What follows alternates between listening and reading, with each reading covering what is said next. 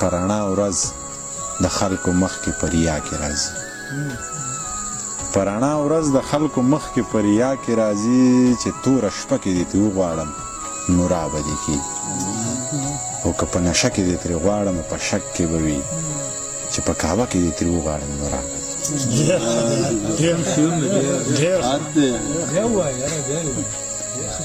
په رڼا ورځ د خلکو مخ کې په ریا کې راځي چې توره شپه کې دې ترې وغواړم نو را به دې کي که په نشه کې دې ترې غواړم په شک کې به وي چې په کعبه کې دې ترې وغواړم نو را به ډېر ښه دی د زنده‌باد او مرده‌باد نارو له نه یې پیدا زما پښتونه وروره دې کیسو له نه یې پیدا لږ ځان بدل که په والله که دې تود باد ولیدو ته جنتي یې د دوزخ لمبو له نه یې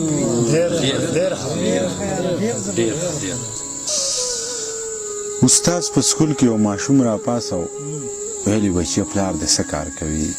ماشوم څه ډېر په غري ونیولي انداز خپلو ملګرو ته چاپېر وکتل سترګې یې ټیټې کړې او روښانې ویل استاد یې په دماغه کې مړ دی یو څو رڼې اوښکې په مخ تېرې شوې د تګې ځمکې داسې جذب کړې چې لکه چیندخه چې میږی راکاږي دې قیسه ورته څه داسې وکړه استاد زه چې کله کور ته لاړ شم د دې بستې نه کتابونه لر کم په دې بسته کې د پالشو ډبې زړه کپړه او یو زوړ برش کېدم مور ته مې وایم بیبې ښار ته لاړم مور مې څه ډېر په غري ونیولي انداز وایي بچې زه الله دې مړ شه د دغې ښار د یو سړک په غاړه په یو فوټپات دغه کپړه خوره کړم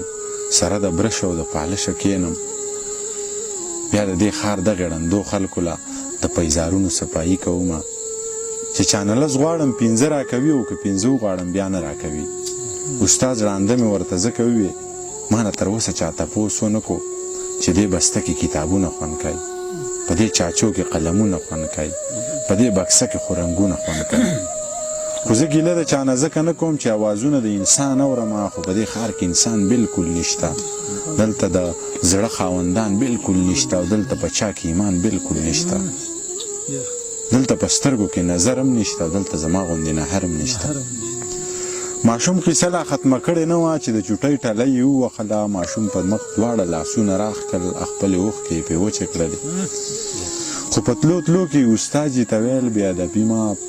خو منیر وایي چې د لوږې مړه منه نو سوال د چا نه څله وکړم رزق هغه راکړي نشه ورپسې خپله بنجاري داسې نظم نشته یاره په بنجاري مې نظم نشته دا ګوره خو زړونه یې سړی وکړي که نه د یو کس په ذهن کې دومره څه نه راځي که نه بنجاري یې خو نه ځکه ما دوه شعرونه راته یادېږي لیکن ترجمه کوم چې روږ مې راته وویلی چې څه دي هغه ریکارډ شوي او خلکو اورېدلي